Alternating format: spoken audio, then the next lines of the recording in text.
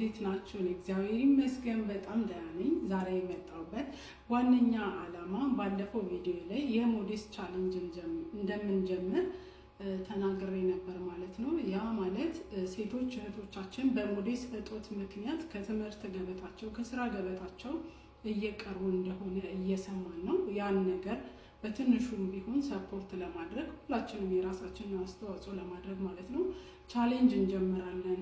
በዚህ ነገር ላይ መሳተፍ የምትፈልጉ እኛ ከእህቶቻችን ጎን ነን የምትሉ ወንዶችም ሴቶች፣ እናት፣ አባት፣ ጓደኛ ማቾች ብቻ ያላችሁ እኛን ሰፖርት ማድረግ የምትችሉ 3 ሞዴስ 1 ቅባት ለአንድ ሴት ልጅ በሚል ሁላችንም የዚህ ቻሌንጅ ተሳታፊ እንድንሆን ጥሬን አስተላልፋለሁ። የላይቭ ፕሮግራም አለን፣ ያንን እናሳውቃለን። ቀኑ መቼ እንደሆነ ግን ያው አለን ለማለት ያክል ከጎናችን እንደሆናችሁ ብታሳውቁን በኮሜንት ላይ ደስ ይለኛል። አመሰግናለሁ።